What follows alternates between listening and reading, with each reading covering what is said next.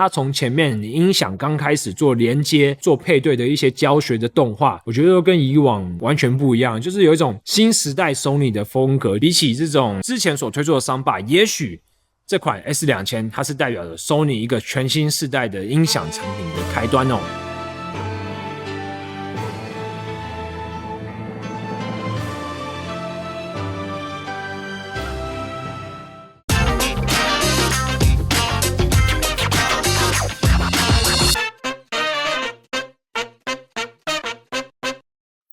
Hello， 大家好，欢迎来到麦式音响的 YouTube Channel。那在今天呢，我们要帮大家开箱 Sony 所最新推出的这个 HT-S2000 型的 Soundbar。那这款定价14900元的 Soundbar， 可能很多的观众朋友会说，咦 ，Sony 在去年不就已经推出了 A3000 型的这种算是入门价位的 Soundbar 了吗？不到2万元的价位，那有支持 WiFi 的功能。那看起来 S2000 这款 Soundbar 跟 A3000 来比是相差不大的，为什么要推出这种感觉价位有点重复的产品呢？好，我一开始也是抱持着这样的想法。那在试用了几天之后，我觉得，比起这种之前所推出的 Soundbar， 也许这款 S2000 它是代表着 Sony 一个全新世代的音响产品的开端哦。那为什么会这么讲呢？我们就来好好的跟大家开始说起。首先从外观包装的方面 ，S2000 就跟以往的 Soundbar 产品非常的不同了。从2023年的一个 Sony 新品电视的发表，或者是从以往的 Sony 的影片，它都在一直讲说 Sony 是非常注重环保的。那注重环保就是说它的像电视的机身的材质，它用这个 Soplus， 就是 Sony 所研发的一种类似塑胶的材质。那它都可以回收，然后也可以再做永续的利用。那在今年 S2000 的外包装上面呢，以往你会看到 Sony 它可能用一些彩色的纸盒，那再加上一些塑胶的提环，但是在 S2000 的包装上面，你只会看到黑色的喷墨，然后还有这种有点像是用纸质所做成的提环。那打开 S2000 的包装之后，你会看到它依然是用一种类似有点像不织布，但是它其实是纸的原料所制成的一个包装。所以整个包装你会看到它跟以往的产品的包装思维都不一样，也让我看到说 Sony 它在这种环保的议题上面，它其实不是一个口号，而是它真正想要去落实的。这跟以往的音响产品都非常的不一样。那当然，观众朋友们关心的并不是说包装或环保或怎么样的，就像我讲的，很多人可能想说，这个北极熊都已经吹了好几亿年的冷气了，该我们来吹吧。那当然这只是其中的一点啊。讲到这个外包装的改变，今天我们来讲产品的一个质变。首先产品的部分呢，它的整体的外形跟 A3000 来比的话 ，S2000 它又更圆弧了一点。然后单体的配置方面，它其实跟 A3000 也是一样的，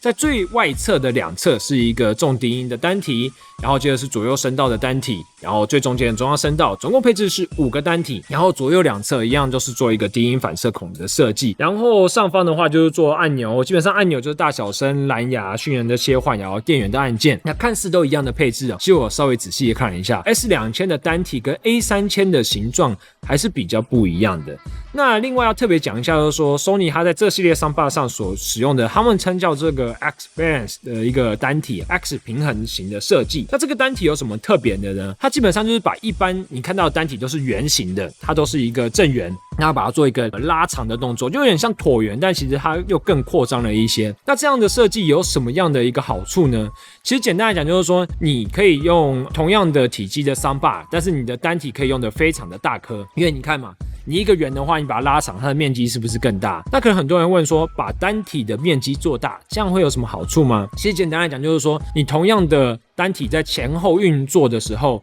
你越大面积的单体可以推动越多的空气，那推动越多的空气，这代表着这款 Soundbar 它给你的一个能量感也就越强。所以待会我再来跟大家分享一下这款 Soundbar 的一个听感哦。所以简单来讲，就是 Sony 他们做这种叫做 X 平衡型的单体，那它算是它的一个开创。然后你再仔细看一下，其实它在 X 平衡型的这个单体，它在它的边边的旋边上面都有做一些算是压印的图案。它这个压印的图案也都不是乱压的，它去增加整个单体的一些强度的结构，让在运作的时候可以更稳定。好，那可能很多人说把单体做长这个事情很困难吗？其实把单体做长这个事情本身物理上并不是一个非常困难的事情，但是你必须考虑到有一点，就是为什么只有 Sony 他们可以这么做？我觉得很大一部分原因在于说，因为它的音响产品数量非常的多，在全球市场上流通的非常的多，它的需求量非常的大，所以 Sony 它可以针对它的需求去克制它所需要的形状。这么讲好了，一般的音响设计师他们在设计音响的时候，他绝对都不会想说我的单体是什么奇形怪状，是六角形，是八角形，是长方形，他一定都会以圆形为做设计。那自然它的整个的箱体结构就要搭配它的单体去做，也许是单体方面去做妥协，也许是箱体的体积上面去做妥协，这都不一定。但是像 Sony 他们这种一年生产的音响产品非常多，所以他们有一个所谓数量上的优势，它可以去专门去针对它的需求去客制各种单体的形状，针对它的结构去做设计了。所以我觉得也是觉得说，有时候为什么我推荐客人说，你买音响产品的时候，其实你可以优先考虑这种国际一线大厂的产品，因为基本上他们的产量够多，它的很多的事情是其他那种小厂商小规模所做不到的。好啦，那讲完这个看似不起眼的 X 平衡型的设计的单体之后，那我接下来跟大家讲一下它 S2000 的接孔。基本上 S2000 型的接孔就跟我们之前所讲的 BOSS 600型的那个小桑巴非常的像，它就是一个 HDMI 的 out， 也要支援这个所谓 EARC 的功能，然后还有一个光纤的音讯输入，那接着就是电源的接孔。所以这代表着说，如果你本身你的电视是不支援 EARC 的，或你的电视根本没有 ARC 功能的，你就基本上你就只能透过光纤来接这款桑巴产品了啦。那你透过光纤，你自然就没办法得到它这个音效全开哦。另外提一下说，这款产品它虽然看起来就是不到15000的价位，可是它支援市面上几乎是所有的音效规格啦。当然在这个时代，你支援了这个 Dolby Atmos， 你支援了 DTS:X， 你支援了很多家的音效规格，看起来不是什么新鲜事。但我觉得就是在这种一线大厂的这种产品上面，它还是要做出一个该有的一个表率，就是该有的还是要给大家。刚刚也提到了这个 BOSS 600。然后我也提到说这个15000的价位，那接着我就来讲一下它的一个音色的听感。那首先呢，这款桑巴虽然它比 A3000 便宜，但是我这几天试听下来，我坦白说，我觉得这款桑巴它的声音设计本身单独听，它是比 A3000 型还要好听的。当然 A3000 型我觉得他们在设计考量的时候有想到说，它可以搭配电视的 S Center 功能去做一些人声上的补强，所以也许单独听的时候 A3000 它不是那么的一个完美。但是 S2000 型的话，既然它没有 S Center 功能，它不能得到 Sony 电视任何的一个帮助，那它单独的音色设计，我觉得反而让我非常的惊艳。以上期的 BOSS 600来做比较的话，就是你在听 BOSS 600的时候，你会觉得声音很清晰，人声很清楚，但是你觉得规模感不够。规模感不够的时候，你就会觉得那个声音像是一个小蓝牙喇叭所发出来的。但是在 S2000 型上面啊，我在试听的时候，我拿那种交响乐，我拿那种摇滚乐，我去试，然后拿一些战争片的场景去试，它给我的感觉是非常的宽宏，完全不像这个价位所给出的一个能量感，就是它低音单独使用也是非常的扎实。我觉得跟 BOSS 600的以往大家都觉得说 BOSS 的产品低音强劲哦，但是我拿这款 S2000 去跟 BOSS 600比的时候，我觉得其实它低音是不会输的。那低音不会输的这种状况之下，它的那种氛围感、空间感又比 BOSS 600好。然后人声表现，我觉得也比 BOSS 600扎实，但清晰度没有 BOSS 600那么锐利。但简单来讲，你看 BOSS 600也是一款将近2万元的桑巴，那 S2000 它只是一款就是15000元的产品。所以为什么我刚刚标题会讲说，也许这个 S2000 型才是一个 Sony 新世代音响的一个开端呢？我甚至觉得说 S2000 型它的声音设计师也许跟 A 系列是不同人嘛，虽然看起来单体配置都是差不多的，但那个声音听起来就是大的差异，用到很大这个词，大家都知道那个听感是多么令人就是惊讶这样子。还有为什么说我说它是一个新世代的桑巴？因为 Sony 他们在今年的电视发表会就是讲说，以往的 A3000、A5000、A7000 他们没有一个很好的 APP 界面去做操控啦。以往 Sony 有出一个 Music Center 的一个 App， 但是我觉得那个非常阳春，并不符合这种旗舰型桑巴的一个身价。在今年呢 ，Sony 他们新推出了一个 Home Entertainment 的 Connect， 它一个新的 App。那这个 App 呢，目前只有 S2000 它先上线了。然后这个 App 基本上我觉得它整个的一个包含它从前面你音响刚开始做连接、做配对的一些教学的动画，我觉得都跟以往完全不一样，就是有一种新时代 Sony 的风格。你一打开 App 你就会知道。然后在 App 的操作方面，我也觉得也算顺手。当然，因为 S2000 型它本身它没有任何的 WiFi 功能，它无线的部分就只有蓝牙，所以你其实是透过蓝牙去操控这个 App。那用蓝牙操控 App 有时候的确它的流畅度不会像 WiFi 那么好。但我觉得也还能够接受了，以这种入门价位的产品来讲。然后它的 App 里面呢有配对的教学，你虽然看它是单键式的一个产品哦，但它可以搭配他们自己家的，假如说 SW5、SW3 还有 RS3S 哦。那它最大的差异就是说，它不能配对 Sony 这个最旗舰的后环绕 RS5， 这也就是它跟 A3000 算是壁垒分明的一个点。那我也觉得说，如果万一 S2000 也可以再搭配 RS5 的话，反而 A3000 的产品会定位比较尴尬，所以这款产品真的有给我那种这么讲，就像以前 Sony 的相机产品，它有时候10几万块的相机产品会有时候功能做太多了，会打到它20几万的20-30万的相机产品。我觉得在 S2000 上面也有这样的一个既视的感觉哦。然后讲到它的App， 我们就必须要提一下它的音色一些设定的啦。在它的 App 的正上方，你会看到它有所谓的音场，这个可以点，然后还有另外一个是所谓语音模式。那如果我的话，我会把音场跟语音模式都点开哦，因为音场的话你还是要开，然后觉得那个体验人声会比较在中间跟你对话的感觉。它音场其实有3个模式可以选啦，那第一个就是 Sony 自己家的音效格式，那第二个跟第三个一个是杜比的，一个是 DTS 的模式。我建议大家都不要去选，为什么？第二个模式你会让音量变得非常小，我也不知道为什么。然后第三个的话，我觉得基本上就是加了很多的一个 echo 回音，所以听来听去，我还是觉得 Sony 他们自己家的一个音场模式还是不错的。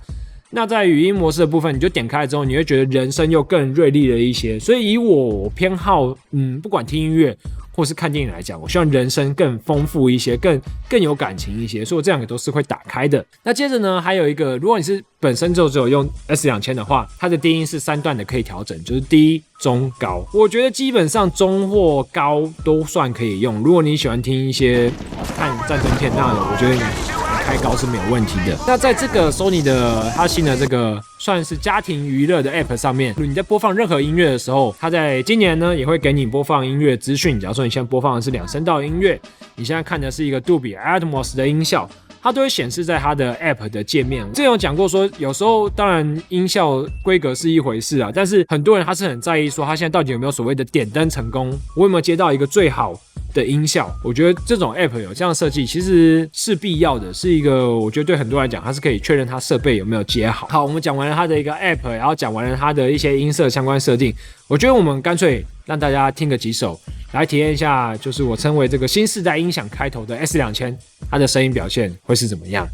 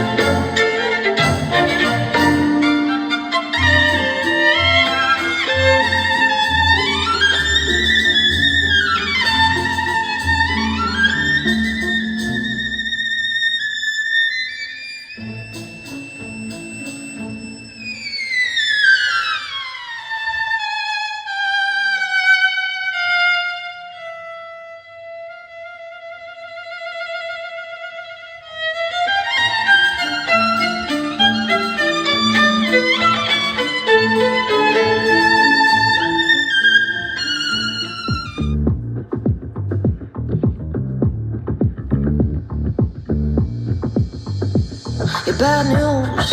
yeah. 2 drinks in我就沦陷 yeah. Butterflies choked up in my throat 灵魂深处的探索 Skin's on fire when you pull my hair 今晚接了你，明天你还是我的影 yeah. 一遍又一遍，脑海中甩不掉你的脸 Again and again, scared we know I can't pretend一遍又一遍，脑海中甩不掉你的脸 Again and again, it's got me nowhere 爱上你，这不是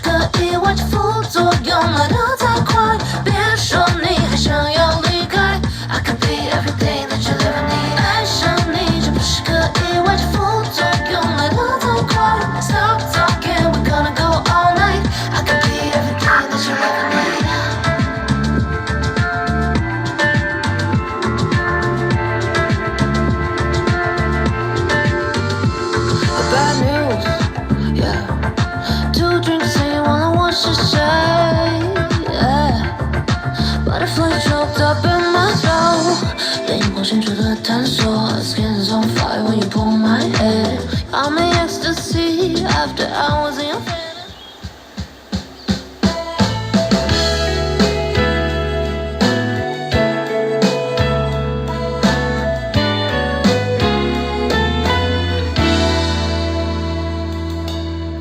背靠在树枝上，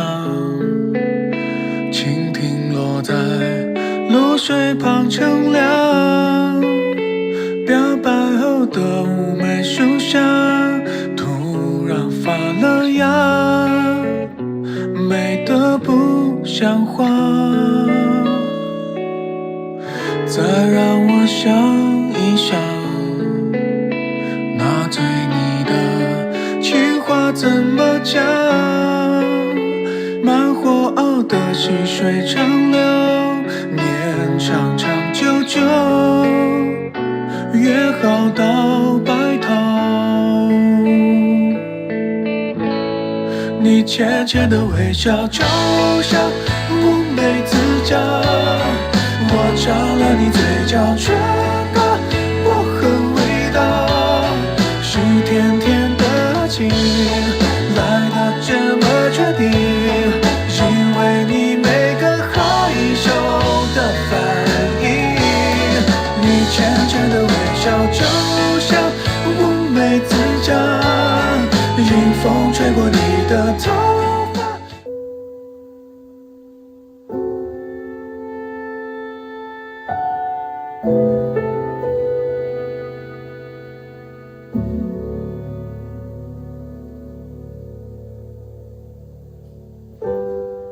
能不能走出这照片？对我说久等了，抱歉。空荡的房间，却塞不下思念。对空气诉说了一切，拼凑着两个人的地点。我记得你每张笑脸。和你看日出日落，一起做的梦，谁忘了说要记得我。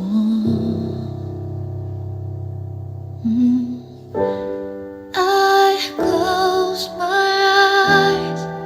你就会出现。I need your love， 留在我世界。一切是不是错觉？醒来你还在我身边。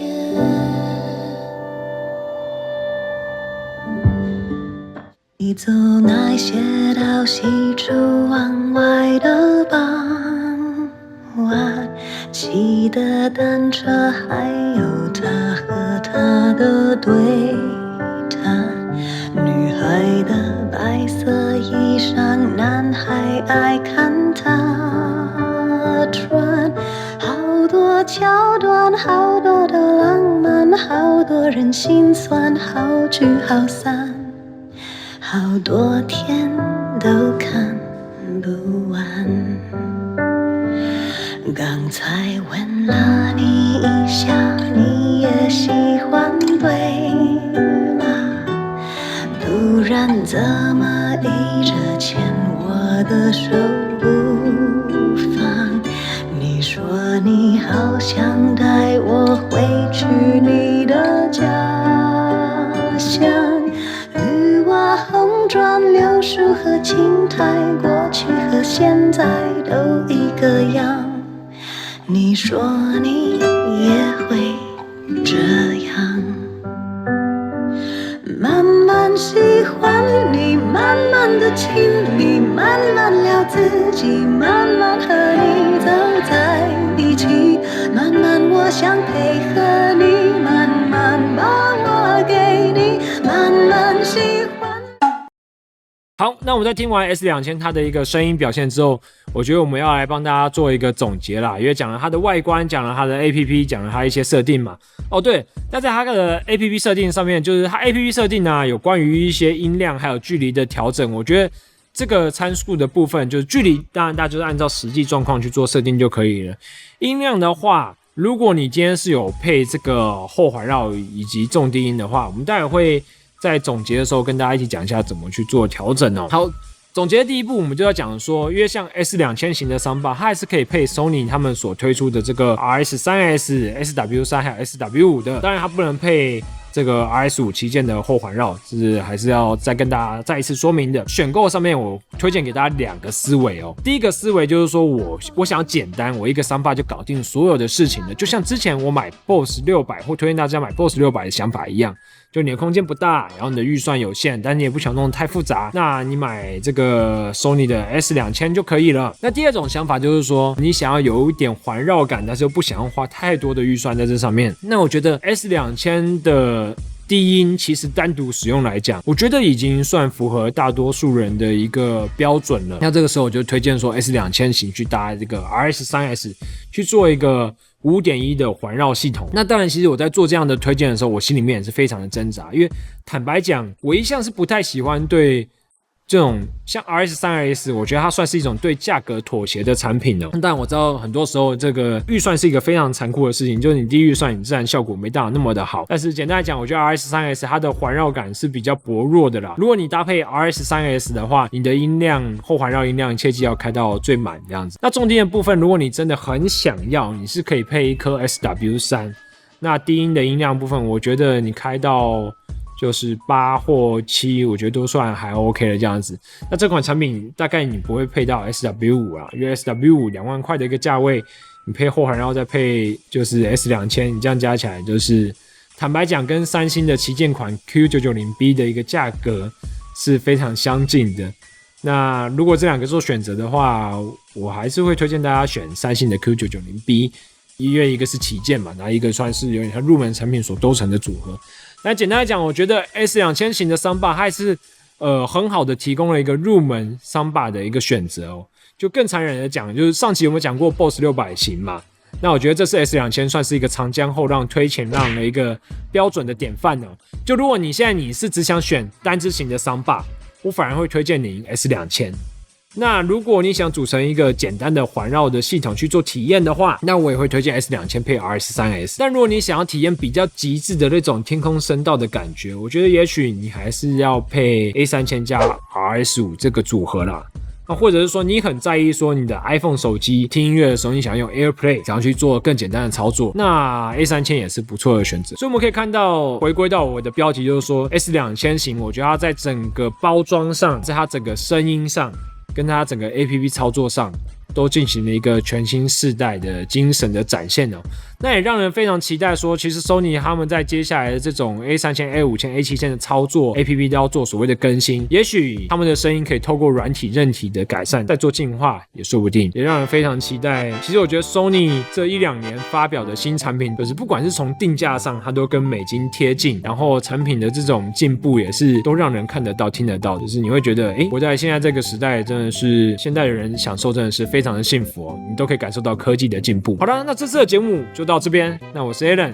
大家有任何想看的想听的都可以在我们底下 YouTube 留言哦。那记得要帮我们按赞订阅再分享，因为就是录这些节目坦白讲现在时间应该是凌晨的啦，如果录的时候时间是凌晨，有时候真的要下班时间才有空录这些东西，因为上班的时候总是很忙，杂事很多，有时候有客人或怎么样的，然后